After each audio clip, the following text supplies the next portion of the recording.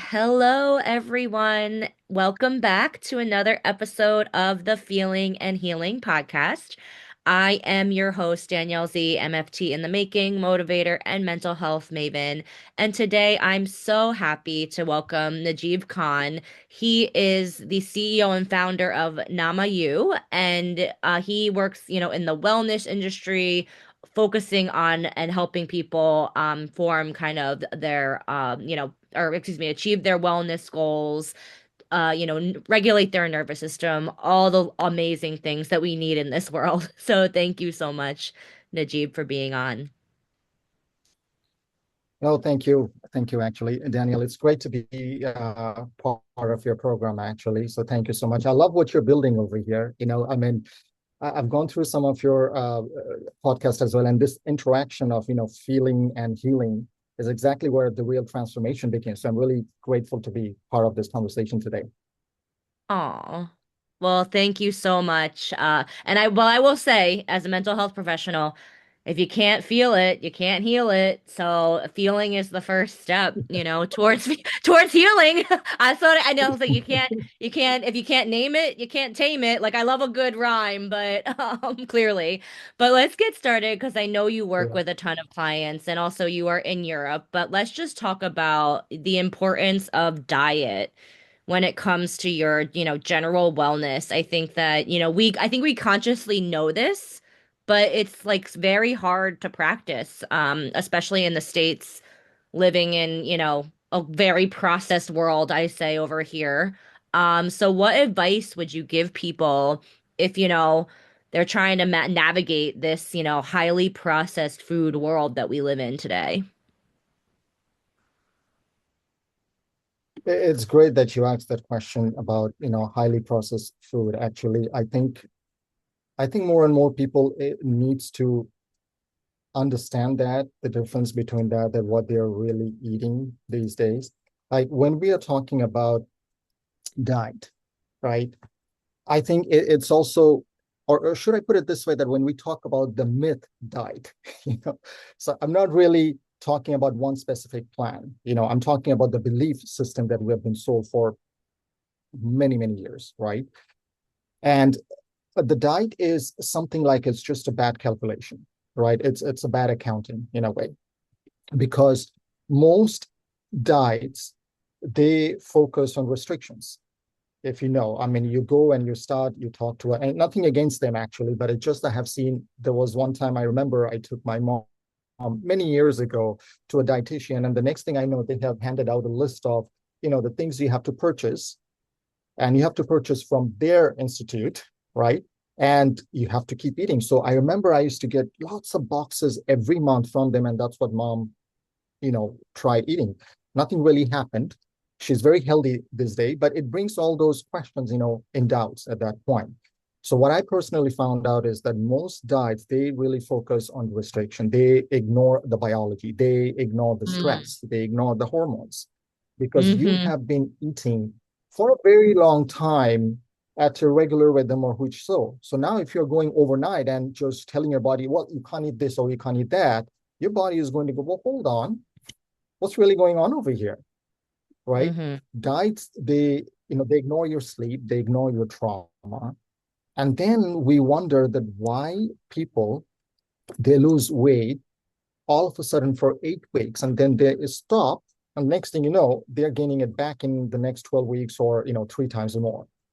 Mm-hmm. I'm sure you have heard so many questions, so many Oh stories like yeah, that. yeah. So Yeah. the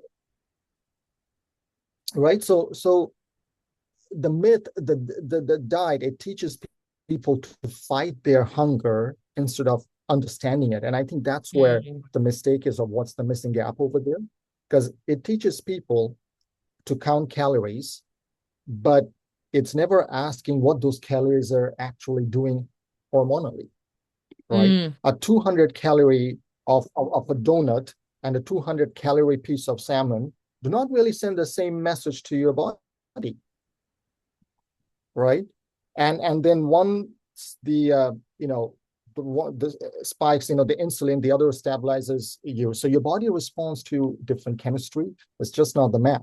So that hunger is not really an urgency or emergency at that point. It's more of a It's more of an information.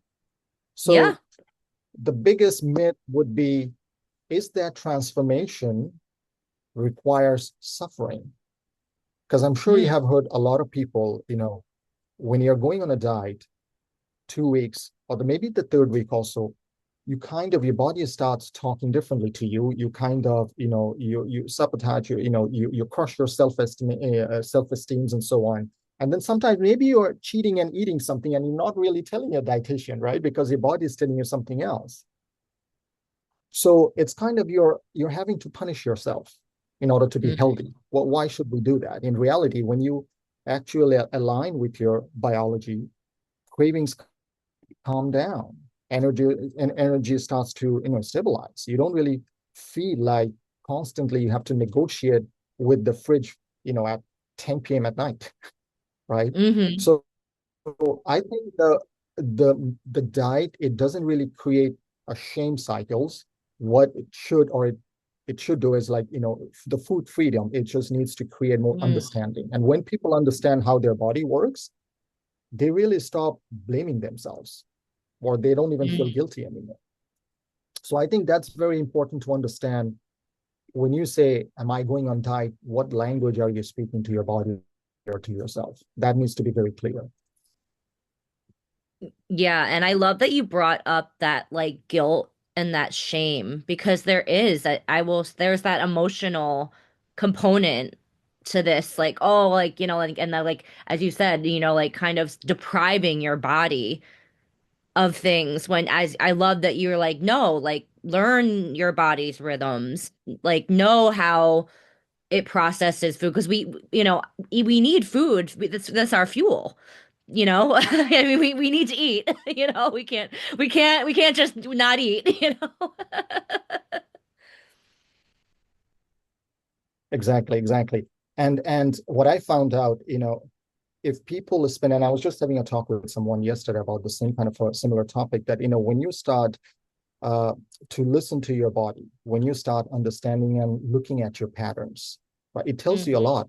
It tells you a lot Oh about your yeah. body. Now, my body could be completely different from yours, right? It would be wrong for me to say to another male, maybe, that, hey, because I follow this rhythm, or because I follow this, specific diet that I follow, you have to do the same thing in order to see the results. No, it's completely wrong, right? Because that person's body could be completely different than mine. So I think we need to understand that individual's body, how it works, listen to those noises, listen to those cravings, what time those cravings come, start asking questions, that is this right for me, or am I feeling hungry right now? Why am I feeling hungry when I just had a lunch about an hour ago, right? Hmm. Maybe I'm dehydrated, but I'm just you know picking something, a wrong message from that. So I think it's Yeah, very important that people become more aware of this and starts just making small changes to begin with. absolutely, absolutely. I mean, I even know from my own experience with eating and like, just, like if I eat, like, like I know when I'm putting good food in my body, when after I eat, I'm not drowsy, I'm not tired. Like, I can tell the difference between like fresh, whole foods. Like, if I have, like a kale salad versus like, yeah, I'm gonna be honest, sometimes I do cheat and maybe I'll pick up Chick-fil-A or something like on the ride home. Like, Yeah, your body will tell you, I hate to say, you feel like shit when you put all that processed crap and fast food in your absolutely. body, like you feel like crap. Like you don't feel good. You feel bloated. You just don't, you feel heavy. So yeah, I think that's like the biggest signal for my body, at least, like after I eat, if I feel how I feel after, like is pretty much telling me, yeah, this is good food for you. This is fuel versus like, no, this is just garbage you're putting in your body. Exactly. And like you pointed out, earlier, that we need food, right? Yes. Everybody needs to eat. So food isn't really the enemy. In a lot of cultures, actually, food actually brings everyone together, right? So we need to understand that food isn't the enemy, it's information. The problem Hmm. is that we have been taught to treat food, like math. I would use that. calories in, calories out. You Yep. know, Yeah, so when exactly. Yeah. really it's actually biology, right? And there's a whole conversation can go about calories, on a different level, actually. So it's all about biology. Your body doesn't just burn food; it responds to it hormonally. Also, like think about it. Years ago, uh, we have the food industry now. We have so much food, just 24/7. To be very honest, right? Mm-hmm. But when you go back 10,000 years ago or something, or the way our ancestors used to eat, we didn't have food all the time. Sometimes a No, person had to walk 2 to 3 miles in order to get some food, right? exactly. If a kid used to tell their dad back in those days that, hey, I need some walnuts, well, the dad had to probably walk 3, 4 miles, then climb up the tree and spend 2 hours getting that, bringing it out. And then you have that shell, which you have to break now. And then finally you get one walnut, maybe, right? Yeah. But today we just sit down, go to supermarket, get the bags, put it in the bowl, and then we sit down with the whole bowl of nuts and then start watching Netflix or something. So Mm-hmm. when and also when you eat carbs, right? They break down into glucose, which goes into our bloodstream. So your pancreas starts releasing insulin to move that glucose into your cells for energy, and that's not bad. That's just very normal, right?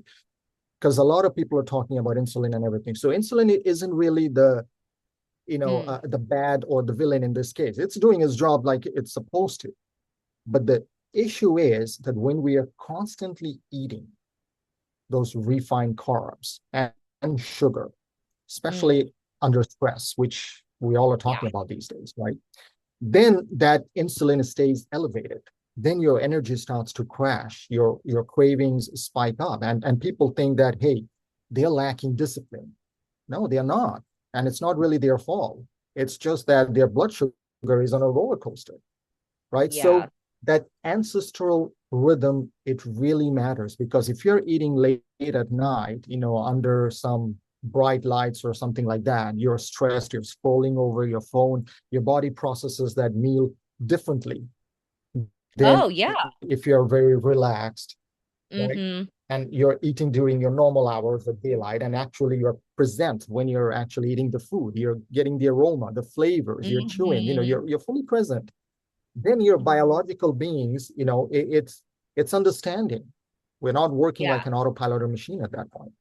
So when I say that you learn your rhythms, I just mean that you understand more that when your body is most insulin sensitive and Mm. when it needs rest, when it needs movement, because it's not about restrictions at all. And I keep saying this to everyone, that when we're talking about food freedom, you have no restrictions. You can eat whatever your body chooses or whatever you want to, as long as you know how much to eat, what to eat, when to eat. So it's about working with your design instead of fighting it. And when people understand that, Danielle, food really stops feeling like confusing. It becomes more fuel again, not really a stress.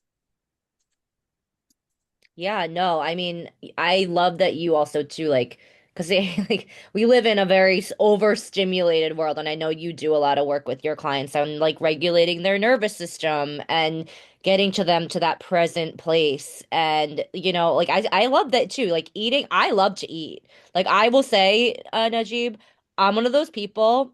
I will. I always say to people, I have no budget when it comes to food. Like. I just don't have a budget. Like I'm very privileged and lucky that I have that. But I have once flown from New Jersey where I live to San Francisco to go to a restaurant that I wanted to go to. Like I that's like normal to me. Like I mean, I don't know. I just like but so like I enjoy, like and I love like the whole farm to table movement and eating really nutrient rich food and enjoying it, as you said. Like you have a different experience when you're enjoying it versus, as you said, not treating your body like it's a machine, because it's not. It's it's not. It's absolutely true. And once people starts to understand that rhythm, right? Because we all have different schedules, right? We all have different agenda every single day. Men has a different way of handling things. Women has, moms has, parents have, professional people. As long as we understand that agenda, that how our system works, I think it changes it changes everything. We look at that entire scenario, how what we do first thing in the morning when we wake up. A lot of the people, we have phone these days that we pick it up, right? And the first thing you know is that we're scrolling, you know. But when if you look at it, again, I'm going to go back to our ancestors like 10,000 years ago, or even though at places, there was nothing like phones. The first thing they used to get up, they used to, go outside, step out, smell the fresh air, maybe early in the morning when the sun is rising. They used to do some kind of a physical movement before even they come and had breakfast. Now, how many Mm-hmm. times we do that these days? I know we're living in the city, so it's not always possible. But Yeah. Oh, yeah, I think we're we living a are very sedentary life, unfortunately. absolutely, absolutely. So yeah. So there's no complaints over there too. And again, I go back that is this your fault? No, it's just we are in the environment. But if we can be Mm, aware about it, yeah. that how we can change that, I think we can control our body in such a way that we can actually take care and we can look 10 to 15 years younger and live longer, Hmm. less diseases, as long as we understand. Because some people, you know what, it's funny every single time this topic of eating healthy comes, everybody talks about the first thing, oh, you know what, it costs too much. Mm, Well, yeah. let's put money aside, right? Let's put money aside. Why don't you just stop buying the wrong food and you just start buying the right food for your body? The money is almost more or less the same, Yeah. right? Yeah. I mean, And oh no, you sorry, you're go. saying. Continue. Yeah, to continue. No, you're good. I just, yeah. Now, I was just saying that, the one thing that I'm sure you see it too. I'm sure your audiences understand and see it also. But I'm seeing more and more, especially, let's say we're in 2026 now. So what I'm seeing is how burnt out professionals or high performers in the corporate world or something, they are facing this on a regular everyday challenge. They're not Hmm. lazy or anything, or it's not that they have too much discipline, you know, it's the it's because their nervous system, it never gets a break. Nope. And that's where everything stops, right? Most of us, or most professionals, they wake up in the morning and first thing they do is, like I mentioned earlier, is they're checking on their phone or emails or headlines, problems, or Hmm. stuff like that.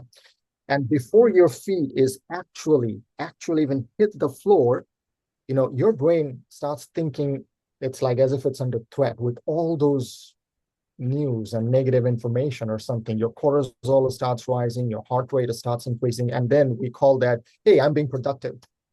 No, right? No. And then around 3 p.m. in the afternoon or something, we are craving sugar or caffeine. I've done it myself, Oh, yeah. right? Yeah. I I'm mean, also, we're human.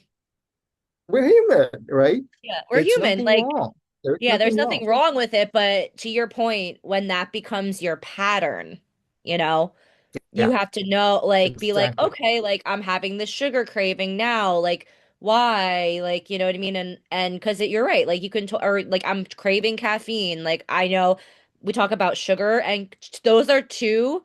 I mean, I would call them, I hate to like they're two legal drugs that we are our bodies. I mean, sugar is a carcinogen. Caffeine is, I think, one of the most addictive legal drugs we have out there. I mean, of course, it's more accepted in society, but I mean, that's what we're told. Like, yeah, like if you have to get through your day, just have a cup of coffee, go get a energy drink. And it's like, no, like, maybe there's another way your body's natural rhythm, or you could work with your body instead of injecting it with this, like just this surge of whatever.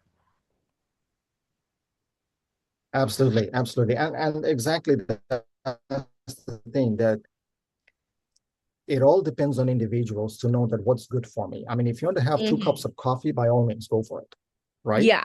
Yeah. But understanding, because that caffeine, when you're drinking it, it stays in your bloodstream for a certain amount of time. It Hmm. might, affect your sleep. As long as Exactly. you're Yep. aware of it, right? There's nothing wrong if you want to really have a coffee, but don't get addicted to it. Yeah. Don't depend on it too much, Yeah. right? Because when your nervous system is constantly in fight or flight, your body is wired for survival. Yeah. They're not really, it's not really stable at that point. So it will push you to seek that quick energy, And that's not really weakness. That's biology. That's how it's supposed to work, Yeah. Yeah. right? Your body is Uh, but keeping you alive. It's protecting you. Your brain's keeping you protecting you. alive. Yeah. Yeah. And what I think the part a lot of people don't realize is that perfectly, you can eat perfectly healthy food. But if you are, stressed out too much, you're sleeping maybe 5 hours or 4 hours, you're eating at an abnormal time, like 10 p.m. at night or 11 late at night, right? And your metabolism won't really behave the way you would expect it to, then there is a problem. Burnout isn't just about mental, it's hormonal, No. it's metabolic, it's emotional, right? 100%. So I 100%. think more and more people need to understand that, um, especially I come from a corporate world, 20 years. So I can only relate to that as much as possible, right? When I'm working with these high performers at that time, or I used to at one point, we don't really start with cutting carbs. We start with asking, when does your body actually feel safe during the day? I wish we could ask, but we Mm. don't even ask those questions, because if your nervous system never stands down, then your body never heals. So that shift is very important. And once that shifts, that cravings, that energy crash, of course, they start to calm down also. Absolutely. No, and I will share with You, you that similar to you, I was in the corporate world too, and now the work that I do with my clients too, like I work with a lot of high performers as well, and getting them out of that like hustle culture, that grind, um, is very hard because that you're as once again your nervous system plays off patterns. So if it's in a pattern and you don't even recognize it's in a pattern, I love there's a quote that a former podcast guest had. You don't know if it's a you don't know how you can't tell how to interrupt a pattern unless you recognize it. So a lot of these people, they don't even know they're yeah, in this absolutely. hamster wheel pattern. And it's like, I have to be like, listen, like you're almost to the point of burnout, potential breakdown, like if you continue going like this. Like that's very scary to hear. Yeah, yeah, absolutely. We we talked about caffeine. I'm going to stick to that also at the same time, because Yeah. caffeine is Yeah. something that we all every day we consume it. So I I want to say that caffeine itself isn't the problem or isn't the enemy, right? Most people, if you're taking in moderate amounts, right, it can actually improve alertness. It can, even, have a better cognitive performance as well. Because, to be very honest, there's a pros and cons. It depends how you take caffeine. Caffeine has also a better side of it, coffee, I mean, right? And there's a whole research showing that it may have, protective effects for certain neurological conditions when actually used properly, right? But the real question is caffeine good or bad?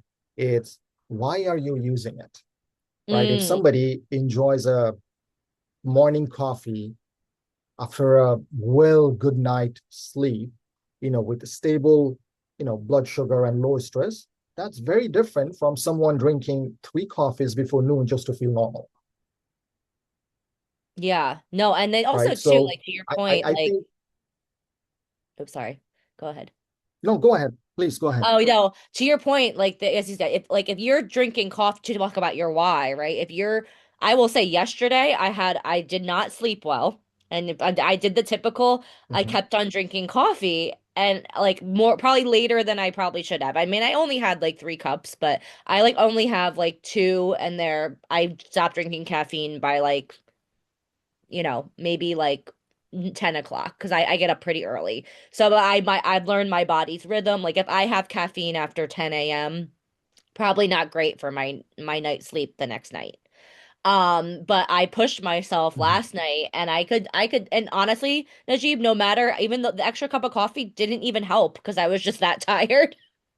And I just honestly, my body just needed sleep. Like it didn't need any more caffeine. And I got to the point at my day yesterday, and I was just like, I was thinking about maybe having another cup of coffee, and I was like, no, like it's not gonna help. Like it's just actually probably gonna make it worse when you try to go to sleep tonight. So I was like, cut, like, just wrap up and try to get to bed as early as possible. And then thankfully I had a good night's sleep last night. So that's what I needed. But talking about the why, it's like if you wake up and you're rested, you can enjoy your coffee, sip on it versus like just, getting the caffeine hit is a different experience for your body to process it. Absolutely, absolutely. And you know what?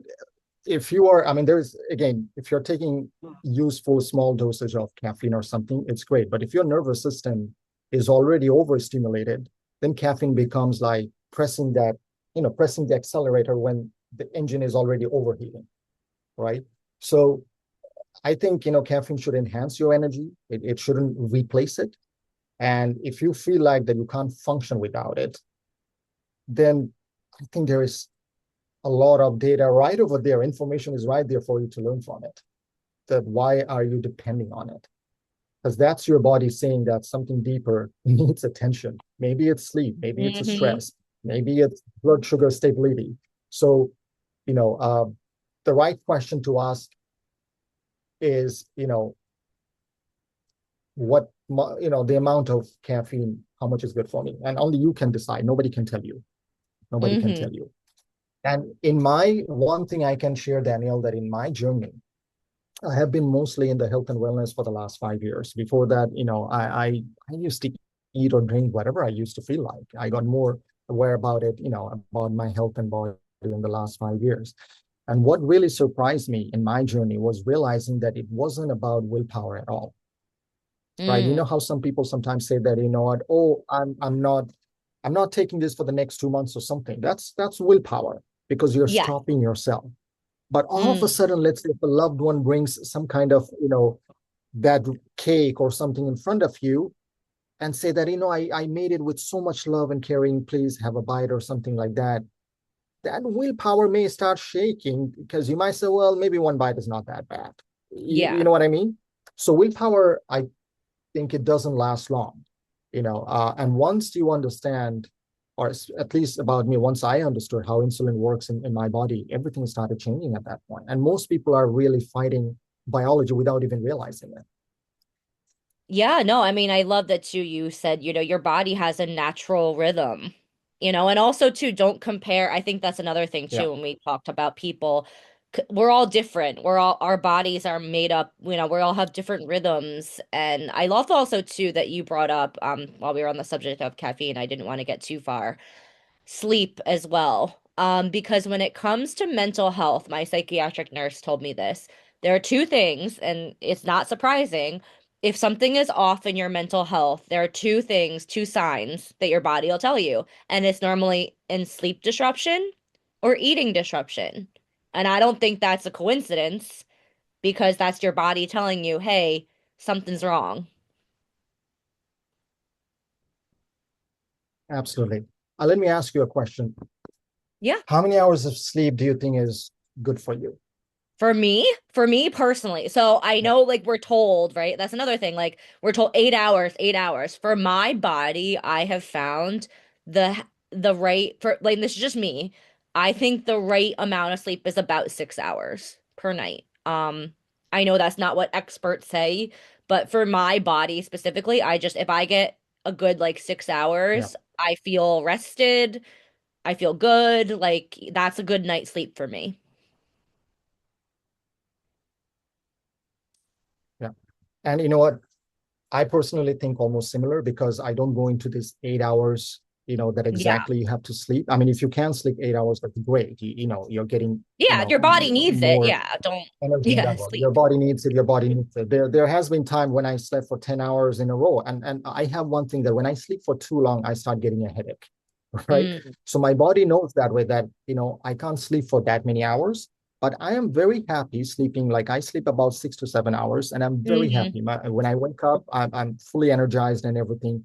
And people who are sleeping 6 hours even, or there are times your schedule is so tight that you might not even get more than 5 hours. It is absolutely okay to take a nap during the day. Take a 20 minutes nap or something. Yeah, Your body yeah, needs, but take a short break. some people like to say that, you know what, no, there's no way I can take a nap. I have to go to sleep. I just think that you have to start looking into your own body and saying that, hey, if I need this, I'm just going to let my body have it because it's asking for it. Because we all are different. There are some people Absolutely. who they're naturally early risers. I'm Yep. a, I sleep late. I sleep late. My body doesn't work right away, so it's used to sleeping late and working and then Yeah. going to bed. But I make Yeah. sure that when I wake up in the morning, I have that enough sleep that my body needs. Because Of sleep, course. I think, since you picked up on the sleep, I think it's one of the most overlooked pillars of metabolic health, right? Mm. Because when you're sleep deprived, your hunger hormones also start shifting, right? Hmm. And which might increase your appetite. It can go up, So I think that's another thing that's related. I mean, those two are connected at the same time because biologically you are wired to want more food, and especially when your energy needs that much of sleep. So it doesn't really stop right over there. So even one short night of sleep can reduce insulin sensitivity in a way, which means that your body has to release more insulin, you Mm. know, to handle the same amount of glucose. So over time, what happens is that contribute to weight gain and energy crashes. So everything is sort of connected to each other, right? So when you're doing it too much or Absolutely. pushing only one side too much, there's no balance. Absolutely. And I love that you also, I know that circadian rhythm is a huge thing with sleep as well, is staying on that rhythm. Yeah. And that's what and I love when people, because it's so unsimilar to you or unlike you, I am an early riser. So, my that but my like my brain just works really, really well in the morning. Like, I always say by 9 o'clock when Eastern, when people are getting up, like I've already put like a full day in. Like, I'm like, so but that's my personal rhythm, and I'm not expecting people to be on that clock. But also too, we live in a world, I think, and you talked about a little bit about hormones, and the little bit that I know about like hormonal rhythms is that like men are on a 24-hour cycle, women are on a 28 day. So we're different, like even men and Mhm. women, how we work through the world. So, how your schedule is might be working with or against your like hormonal rhythm. Exactly. And it's funny you mentioned about the circadian rhythm because some people, I mean, to some people, it might sound complicated, but like you pointed out, it's just really your internal clock, right? Because your Yeah. body is running on that 24-hour cycle, that regulates your sleep, your hormone release, your digestions, your body temperature, and all of those, even how sensitive you are to insulin, since we talked about it, right? So when you wake up and you get that natural daylight, again, we are in the city, so sometimes we may not until we draw the curtains and everything, right? But when Yeah. you wake up and get the natural daylight in your eyes within the first hour, it tells your brain that, hey, it's morning, time to be Mm. alert. Your cortisol rises very naturally at that point. Your energy Hmm. increases, your digestion starts getting ready for the day. That's not stress, that's just an healthy activation. But Yeah. if you're going to wake up and the first light your brain sees is your phone screen in your dark Hmm. room, well, then the signal starts getting confused. That, whoa, hold on, what's going on, right? The same thing happens at night after the sunset also, right? Melatonin should gradually rise to prepare you for sleep, but then that bright overhead lights or laptops or watching Netflix, time to time on your phones, we are basically telling our brain that it's noon. So we are sending the wrong signal. And that's why our Mm. body is getting confused. Oh, absolutely. I mean, I could have a whole podcast about on the impact of our phones and the blue light and the technology, which of course we couldn't be having this conversation if it wasn't for modern technology. I'm all about it, but we have to, I think, Yeah. know our bodies and set healthy boundaries, especially with screens. I'm finding, for myself at least too, like. I love not having a screen in front of me. As much as like, I do work that because it's like it just doesn't do it. It doesn't impact our bodies. When it comes to our wellness, I don't think it does any good for us.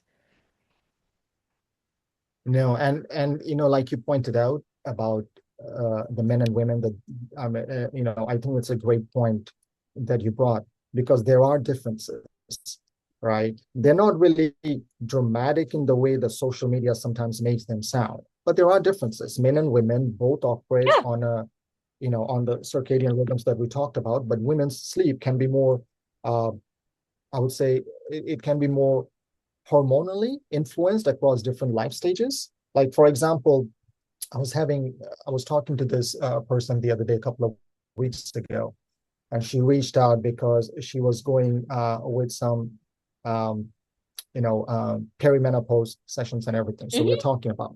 So let's bring that conversation slightly over here too. Hopefully that Yeah, it yeah, will make sense to this yeah. sleeping conversations we are having.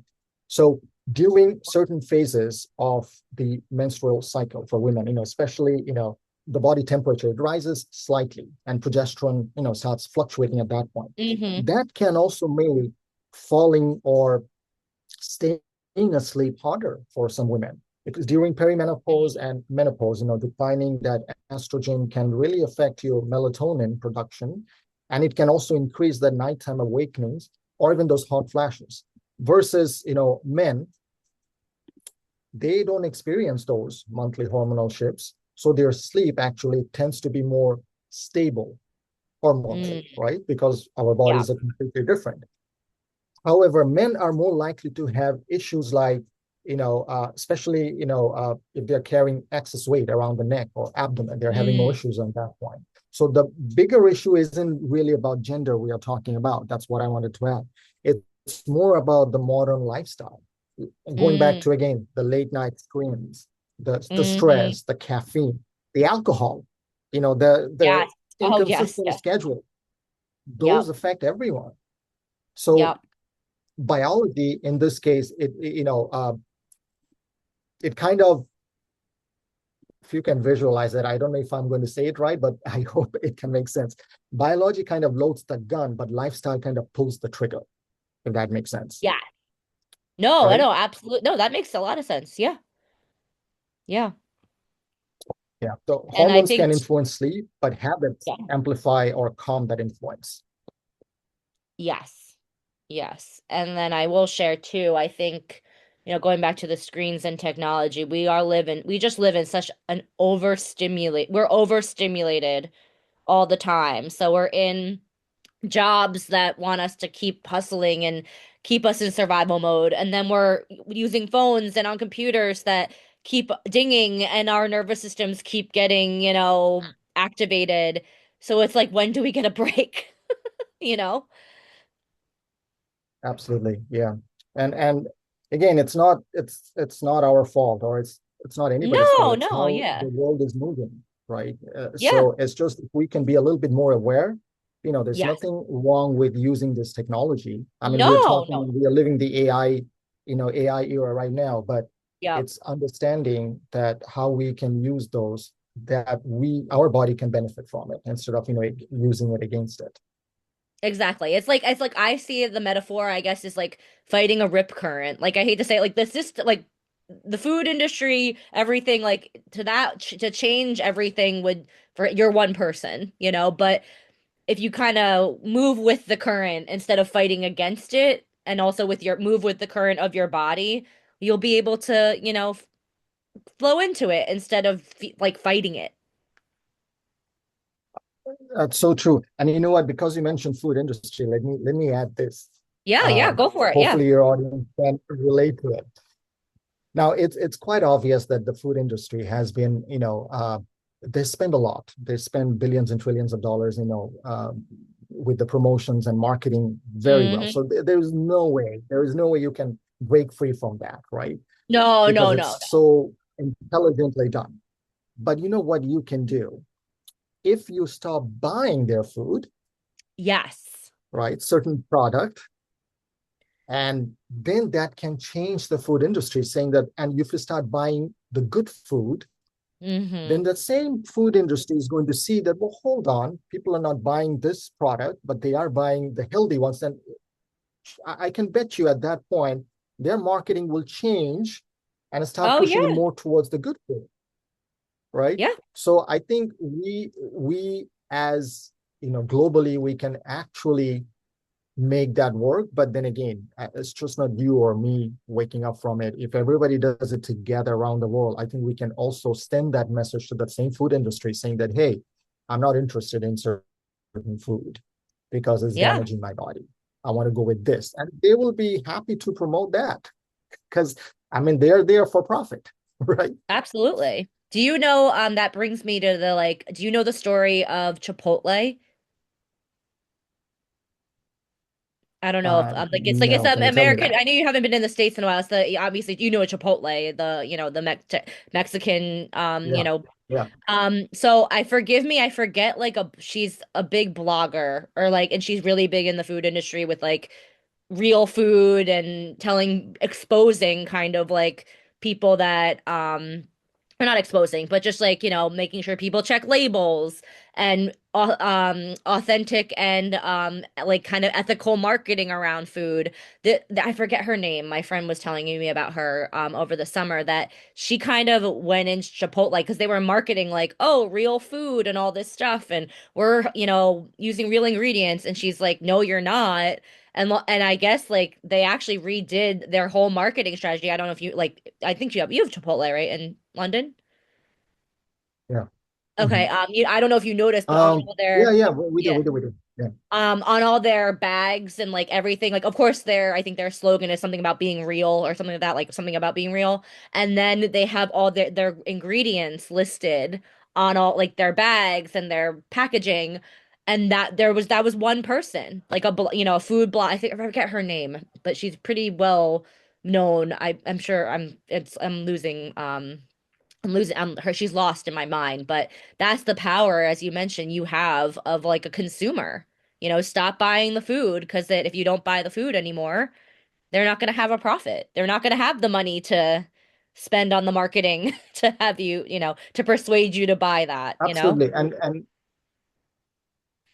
yeah, and have you imagined? Because I'm sure you walked into. We're talking about walking into those fast food. When you walk into the Chipotle, and you're taking the order, you got brown rice, you got beans, you got chicken, you got guacamole, and all of those. They sound great, Yeah. but have you seen how much that one bowl contains?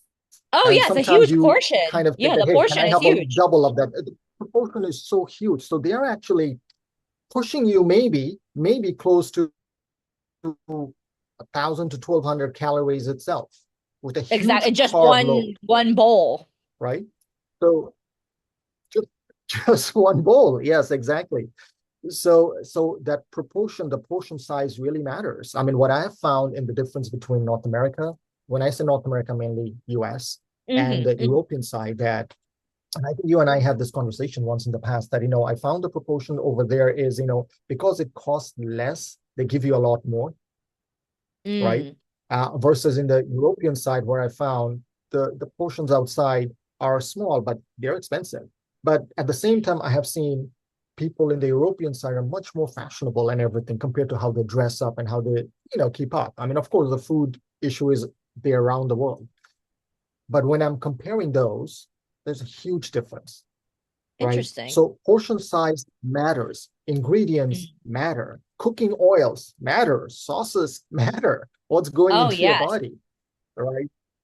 Um, so I'm sure sometime we'll figure out who this blogger is at one point, Yeah, but I know. I I'm want sure actually want to like I don't want we to be have done rude, enough but I research want to on it. like I forget who she was, but she's like my friend told me about her and I guess she has like an app where if you scan a label or scan I think there's a lot of people out there that do this, that you can go to for like she basically tells you you should be eating this or you shouldn't based off of the ingredients and something very health and wellness of course focused. But yeah, she changed their whole marketing because she kind of did it. She was like, yeah, this isn't real food, or you're marketing to people and telling them X and it's not. And then they kind of had to go back to the drawing board. So that's the power. You're right. We do have even though we might not think it, we do have, and we have the power to buy what we want to buy. Yeah. And I'm going to add to that because I do talk about it also. And I'm sure she probably have raised that such question when you're talking about that. She was raising questions about marketing. Check labels. She's absolutely right about it. Hmm. Ask questions to yourself that, what, look at the portion size. And you know what? If you don't understand something on the label, we have phones in our hand all the time. Just read a little bit about it, that what you're eating is really chemical or is it something whole? You know, Hmm. I mean, companies are not evil. They're there for selling. It's just that yes. if we are not informed, we end up eating on autopilot, right? Yeah.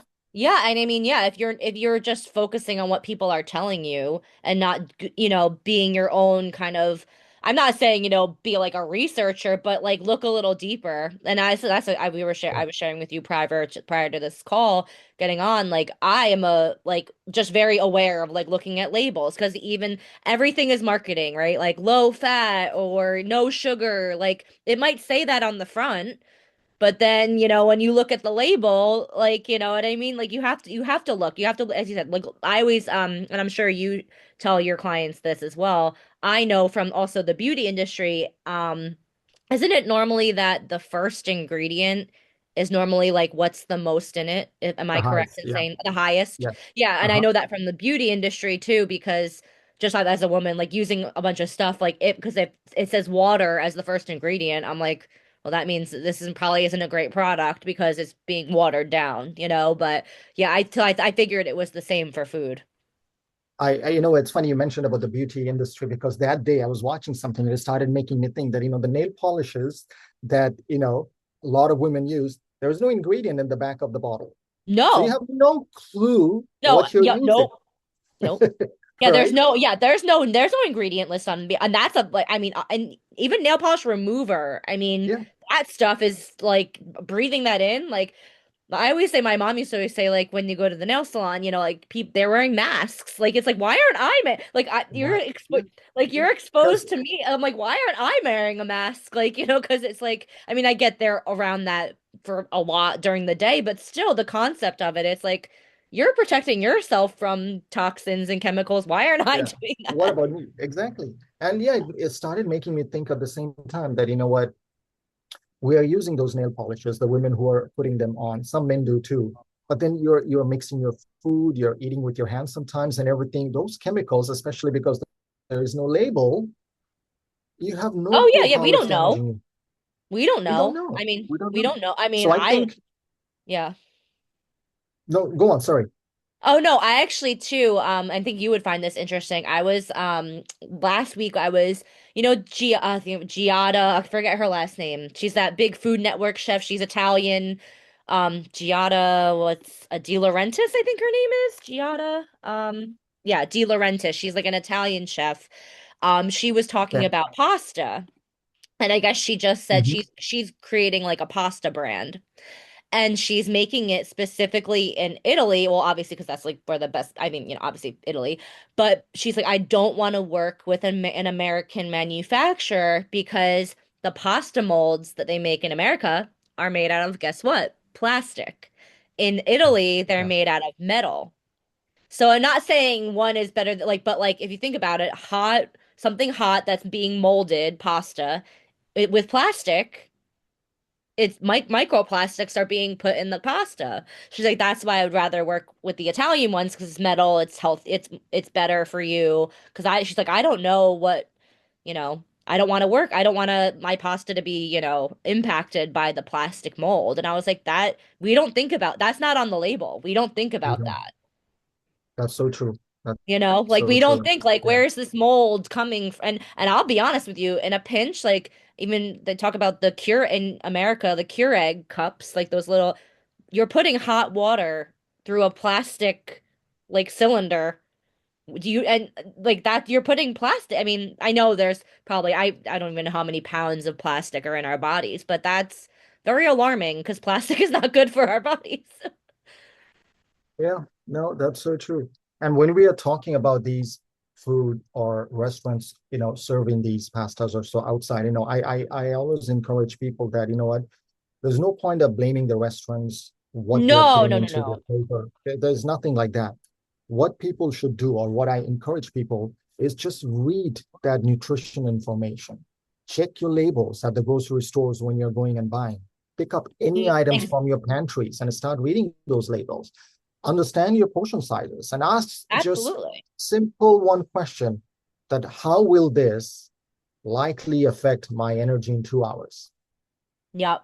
And I love that you brought up portion size too, 'cause I know in America is everything's like bigger, bigger, bigger. And I know just as a rule of thumb, like having smaller meals, maybe having five smaller meals, like or like, portions versus having three main meals during the day is better for your metabolism. Yes, Yeah. absolutely. And if you can, whenever you're having a meal, whether it's lunch or dinner, I always encourage people to, eat if possible, the right way to do it if possible. Don't eat until you can't eat anymore. At least, Yes, yeah, like eat yeah. up to 80% full. Keep some Yeah. space. Yeah. We get into the conversations sometimes our loved ones are sitting, and next thing you know is,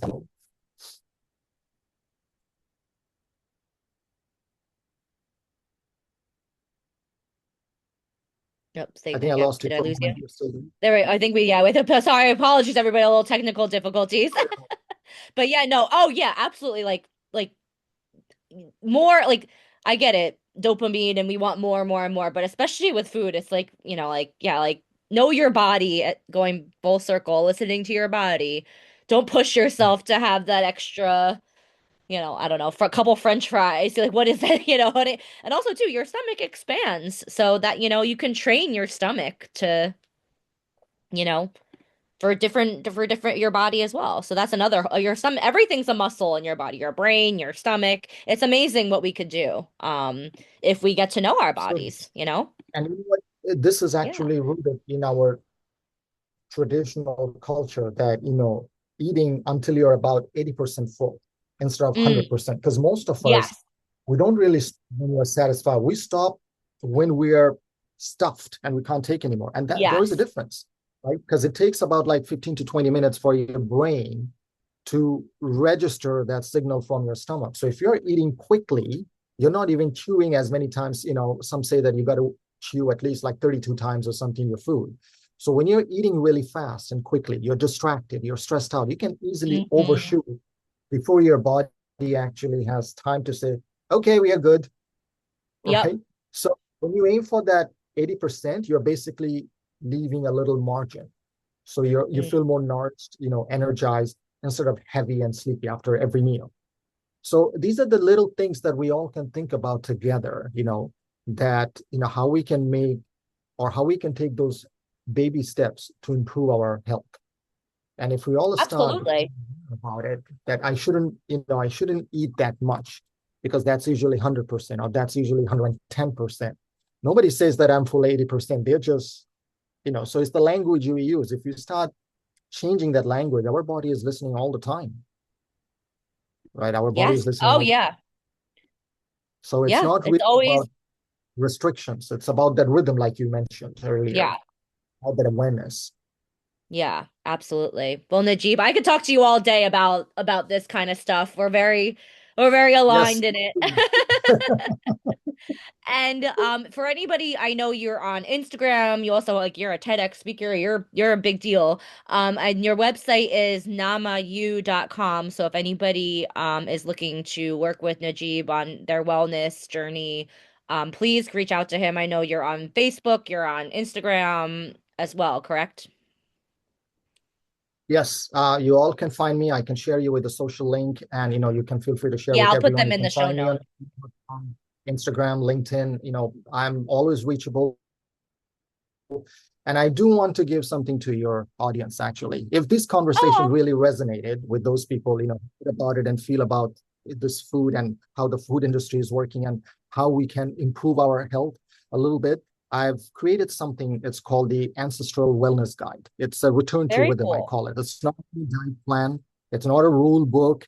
It's just a simple reset. And what it does Cool. is It walks you through seven simple biological rhythm, or should I say seven principles that most Mm, of us have drifted away from. Things like waking up in the morning or having that morning light exposure, or reducing the digital overstimulation, or eating without mm, screens. Just simple things. The whole idea of this guide is to understand that your body is not broken. This is not your fault. no, It's just that no. world that our body wasn't designed for. We are still living in the ancestral world. Our body is still catching up to it. Oh, yes, So when yes. you return to your rhythm, your nervous system finally gets a break. So it's just a practical starting point for anyone who feels tired of being tired. Amazing. Well, thank you so So much. I can share that with you, and share it with the audience. Perfect. Perfect. Well, thank you so much for being on the show. This has been just such a wonderful conversation. And as per usual, everybody, you can find the Feeling and Healing podcast on YouTube as well as Apple Podcasts and Spotify.